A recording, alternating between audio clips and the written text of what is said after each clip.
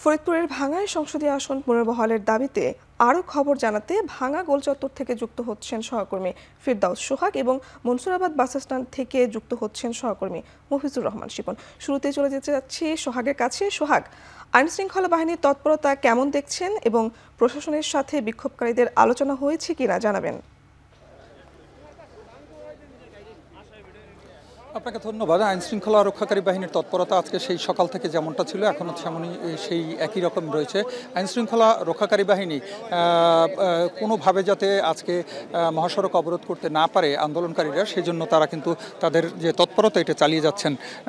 এরই অংশ হিসাবে কিন্তু কিছুক্ষণ আগে এই আল জামিয়াতুল ইসলামিয়া কাসেমুল উলুম ঈদগাহ মাদ্রাসা এবং এতিমখানা ভাঙ্গা ফরিদপুরের এই জায়গাটিতে কিন্তু কিছুক্ষণ আগে ছোট একটি সমাবেশ করেছে বিএনপি ও সমমনা দলগুলো।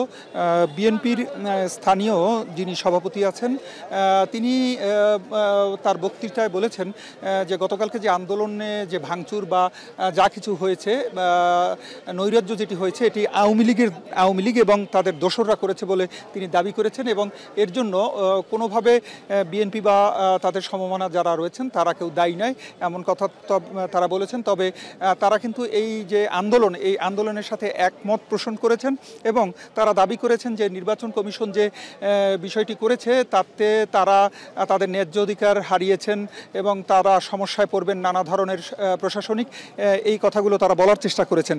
এবং তারই অংশ হিসাবে কিন্তু এখনও কিছুক্ষণ আগেই আজান হয়েছে জোহরের এবং এই কারণে কিন্তু সমাবেশটি সংক্ষিপ্তভাবে শেষ করা হয়।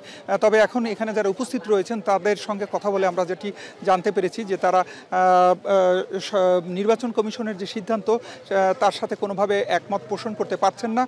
তাদের দুটি যে ইউনিয়ন কেটে নেওয়া হয়েছে, একটি সংসদীয় আসন থেকে কেটে নিয়ে অন্যটির সঙ্গে যুক্ত করার কারণে তারা ক্ষতিগ্রস্ত হবেন বলে তারা মনে করছেন এবং এ কারণে এর তারা সুষ্ঠু সমাধান চান এবং নির্বাচন কমিশন যাতে পরবর্তীতে এই ব্যাপারে অন্য চিন্তা ভাবনা করেন, জনগণের যে ইচ্ছা আকাঙ্ক্ষা তার প্রতিফলন করেন, এমনটি তারা দাবি করেছেন।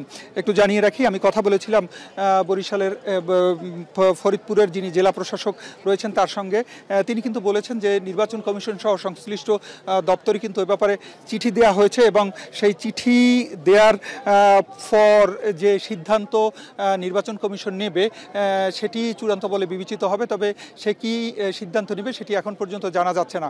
আর এখানকার যে আইনশৃঙ্খলা পরিস্থিতি আজকে কিন্তু গতকালকের চেয়ে ভালো রয়েছে এবং যানবাহন চলাচল করছে। এতটুকুই ছিল আমার হাতে থাকা সবশেষ খবর ভাঙ্গা থেকে।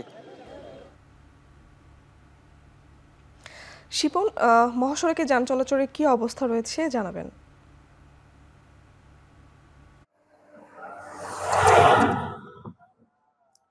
আপনি জানেন সকাল 10টার পর থেকে মূলত ঢাকা খুলনা, ঢাকা বরিশাল মহাসড়কের যান চলাচল একেবারেই স্বাভাবিক হয়েছে। যদিও এই সড়ক দুটিতে অন্যান্য সময় যে হারে গাড়ি চলাচল করতো তার থেকে তুলনামূলকভাবে কিছুটা কম আমরা দেখতে পেয়েছি। আপনাকে বলে রাখতে চাই যে সকালে ঢাকা বরিশাল মহাসড়কের হামিদজি স্ট্যান্ডে কিন্তু অবরোধকারীরা অবরোধের অবস্থান নিয়েছিল এবং 10টার পরে কিন্তু তারা সেখান থেকে সরে যায় এবং চলে যায়। বিশেষ করে জেলা প্রশাসকের যে চিঠিটি নির্বাচন কমিশন সচিব বরাবর পাঠিয়েছেন, সেই চিঠি যখন সোশ্যাল মিডিয়ার মাধ্যমে ছড়িয়ে পড়ে, ওই চিঠিটি দেখার পরেই মূলত অবরোধকারীরা আস্তে আস্তে করে তারা নিজেরা মহাসড়ক থেকে সরে যার যার কাজে চলে যায়। তো আপনাকে বলে রাখতে চাই যে ফরিদপুরের ভাঙ্গাতে কিন্তু এখন পর্যাপ্ত সংখ্যক আইন শৃঙ্খলা বাহিনীর সদস্য উপস্থিত রয়েছে।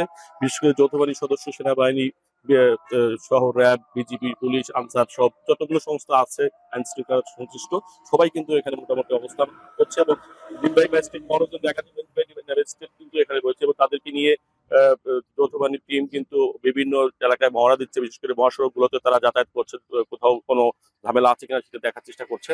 তো আমি কথা বলেছিলাম জেলা প্রশাসক কামরুল হাসান তালুকদারের সঙ্গে, কামরুল হাসান মোল্লার সঙ্গে। তিনি বলেছেন যে নির্বাচন কমিশন থেকে আমাদের সাথে গতকালকে যোগাযোগ করেছে এবং আমরা গতকাল সন্ধ্যার মধ্যেই কিন্তু সরজমিন প্রতিবেদন কিন্তু আমরা রিপোর্ট করে আকারে পাঠিয়েছি নির্বাচন কমিশনে। আশা করা যাচ্ছে নির্বাচন কমিশন বিষয়টা অবশ্যই বুঝবে এবং দায়িত্বশীল ভূমিকা তারা অবতীর্ণ হবে। পাশাপাশি তিনি বলেন যে চলতি মাসে 21 সেপ্টেম্বর এই হাইকোর্টের একটি রিটের জবাব দেবে এবং সেই জবাবটি আসার পরে হয়তো আরো বিষয়টা পরিষ্কার হবে এমনটি বলছেন।